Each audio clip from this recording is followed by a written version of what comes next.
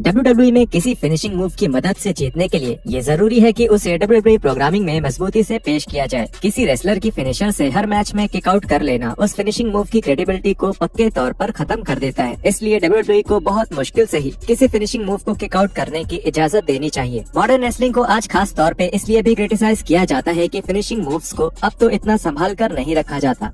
Top पे पर view matches में कई सारे फिनिशर्स को किक आउट कर दिया जाता है और फिर चाहे वो अच्छे के लिए हो या बुरे के लिए, ये मैचेस का एक आम हिस्सा बन चुका है। शुक्र है कि इतने सालों में WWE ने कुछ फिनिशिंग मूव्स को प्रोटेक्ट किया है, जिसका मतलब है कि जब फिनिशर्स मारे जाते हैं तब ये उम्मीद होती है कि वो मैच ऑफिशियली खत्म हो चुका है। तो जुड़िए हमारे साथ, जहां हम देखने वाले हैं 10 ऐसी WWE फिनिशिंग मूव्स जिन्हें सबसे ज्यादा प्रोटेक्ट किया गया। The Undertaker tombstone pile driver.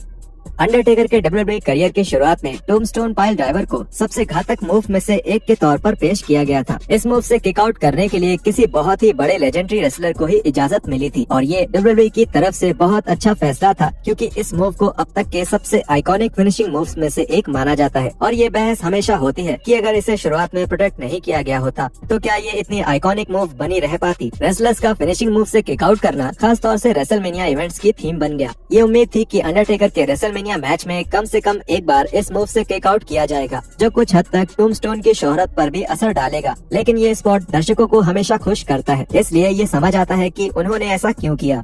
The rock the people's elbow. भले ही द रॉक की पीपल्स एल्बो फिनिशिंग मूव आज तक की सबसे खतरनाक फिनिशर नहीं है, लेकिन उसे भरोसेमंद और खतरनाक बोलकर ही पेश किया गया था। इस मूव के असल में बस कुछ ड्रामे के साथ एक एल्बो ड्रॉप होने के बावजूद भी इसको शायद ही कभी कोई किक आउट कर पाया था, खासकर एटीट्यूड एरा के दौरान जब द रॉक का रन अपने चरम पर था। जब भी कोई रेसलर इस मूव से किक आउट करने में कामयाब होता था तो उसे जबरदस्त रिएक्शन मिलता था और इससे पता चलता है कि सबसे बेसिक मूव से भी कोई मैच जीता जा सकता है अगर उन्हें प्रोटेक्ट किया जाए तो। क्या ये मूव आज भी मैच जीतने में मदद कर सकती है? ये सवाल काफी दिलचस्प है और ये पक्के तौर से कह पाना थोड़ा मुश्किल है। क्या WWE जैसी एक टॉप रेसलिंग कंपनी इस तरह के मूव को प्रोटेक्ट करेगी? ये मुश्किल लगता है। Baron Corbin end of days.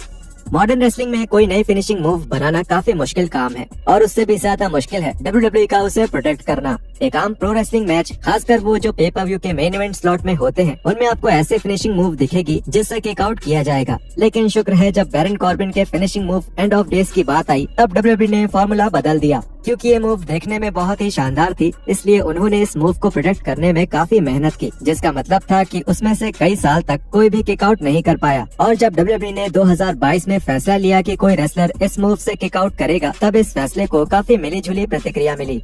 Corbin WrestleMania 38 में ड्रू मैकिंटायर के साथ लड़ रहे थे और जब उन्होंने ये मूव मारी तब दर्शक ये मान चुके थे कि मैच खत्म हो चुका है। लेकिन सबको हैरान करते हुए मैकिंटायर ने उससे किक आउट कर लिया। मैकिंटायर के किक आउट करने को काफी बड़ा रिएक्शन मिला। हालांकि कुछ फैंस ने ये सवाल उठाया कि क्या ऐसा करने का ये सही समय था, और कुछ ने ये माना कि ये करने की जरूरत नहीं थी। कॉर्बिन ने खुद कहा कि वो अपने मूव को प्रोटेक्ट करना चाहते थे और ये देखकर काफी अच्छा लगता है कि कोई रेसलर अपने फिनिशिंग मूव को लेकर फिक्र करता है। Gunther power bomb. जब से गंथर को मेन रोस्टर में डाला गया है, फैंस ने उनकी प्रेजेंटेशन की हर चीज की तारीफ की है।